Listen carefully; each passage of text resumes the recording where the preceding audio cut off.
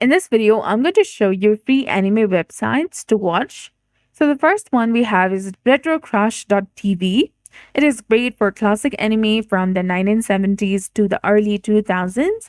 You can browse shows by clicking on the shows at the top of the page. And another we have is the Crunchyroll website. You can go to crunchyroll.com and here you can start watching different animes. It offers a lot of free anime streaming with ads, even though they have paid subscription option. You can find new releases, old favorites, and simulcast as well, and they have very large content library. And another we have is Pluto TV. Pluto TV is not available in my location, but you can search for it and watch anime for free. And there is also the another website, which is anywatchtv.to. Go ahead, search for it, and here you can also start watching different animes. Last but not least, there is a website called 9anime TV.